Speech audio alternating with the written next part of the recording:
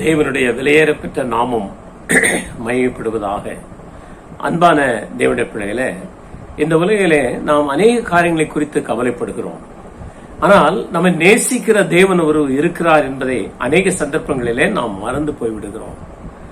அவர் நமக்கு போதுமானவர் என்பதை நாம் விசுவாசிக்க வேண்டும்.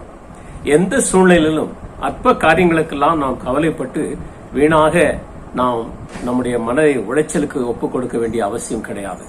பாருங்க, ஒரு சின்ன உதாரணத்தை சொல்லி நான் உங்களுக்கு விளக்க விரும்புகிறேன். அந்த ஸ்கூல்ல இருந்து லீனா வேகமா வீட்டுக்கு வந்தாள். அவருடைய மூக்கெல்லாம் சிவந்திருந்தது. அச்சுன்னு 2-3 தும்மல வேற போட்டுட்டு இருந்தான்.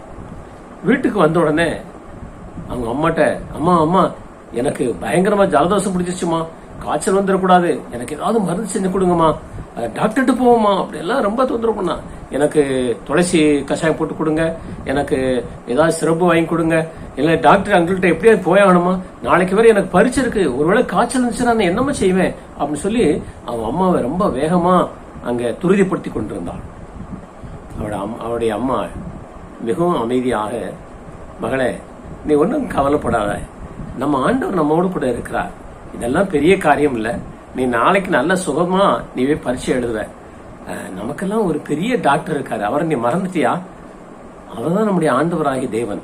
அவர் சொல்றாரு பாரு, 1 பேதுரு 5:7 அவர் உங்களை விசாரிக்கிறவரானபடியால் உங்களை கவலைகள் எல்லாம் அவர் மேல் வைத்து விடுங்கள் என்று சொல்லியிருக்கிறார்ல. நம்ம விசாரிக்கிற தேவன் ஒரு இருக்கிறார். அதுக்காக நம்ம சின்ன சின்ன காரியத்துக்கெல்லாம் கவலைப்பட வேண்டாம். உடனே டாக்டர் போகணும், அங்க போகணும், இங்க போகணும், நாளைக்கு பரீட்சை வருது என்ன செய்வேன்னு சொல்லி ரொம்ப புலப்ப வேண்டாமா, ஆண்டோட சமூகத்தை வைத்து ஜெபம் பண்ணுவோம் அப்படின்னு சொன்னாங்க. சொல்லிட்டு நல்ல சாப்பா கொடுத்து கொஞ்சம் விக்ஸ் மட்டும் தொண்டையில் தடை விட்டு படுத்துக்கோமான்னு சொல்லிட்டான்.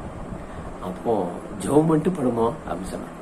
அப்ப லீனா ஆண்டவரை நோக்கி ஜெபிக்க ஆரம்பித்தாள். ஆண்டவரே, நீர் எனக்கு போதுமானவர் என்பதை அதே சந்தர்ப்பங்கள் நான் மறந்து போய்விட்டேன், நீர் என்னை விசாரிக்கிறது என்பதை நான் மறந்து விட்டேன், என்னை மன்னியும் ஆண்டவரே, எனக்கு ஜலதோஷம் நீங்க வேண்டும், காய்ச்சல்லாம் வரக்கூடாது ஆண்டவரே, நாளைக்கு நல்லா போய் பரீட்சை எழுதிட்டு சந்தோஷமா திரும்பி வர எனக்கு உதவி செய்யுங்கப்பான்னு சொல்லி ஜெபம் பண்ணிட்டு படுத்து வைட்டான்.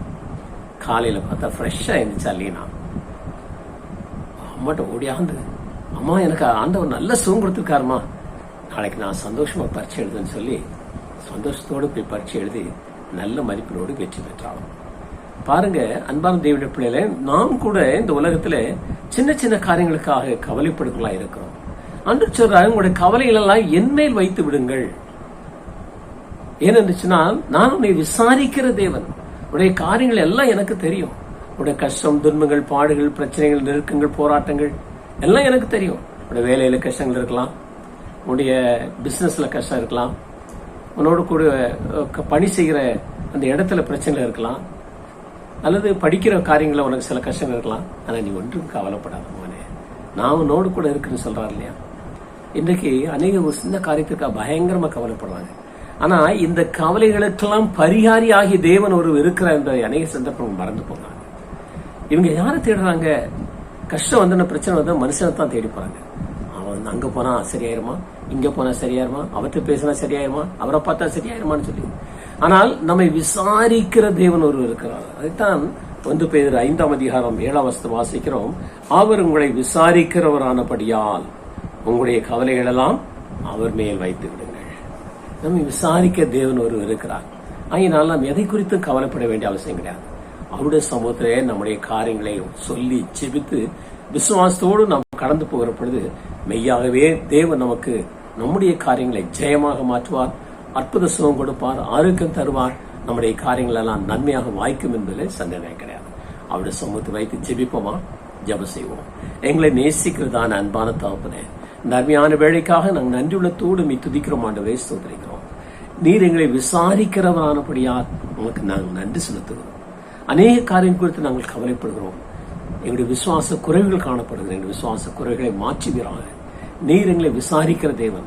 எங்களுடைய கவலைகளை உங்களுடைய சமூகத்தில் வைக்கிற பொழுது நீர் எங்களை எல்லா பாரத்தையும் மாற்றி எங்களுக்கு அற்புத சுகம் ஆரோக்கியம் கொடுத்து எங்களை ஆசீர்வதிக்கிற தேவனாயிருக்கிற, எங்களுடைய பிரச்சனைகளுக்கு நீர் பரிகாரியாக இருக்கிற, எங்களுடைய காரியங்களை ஆண்டவரை நேர்த்தியாக, வெற்றியாக, ஜெயமாக முடிக்கிற தேவனாய் இருக்கிறேன்.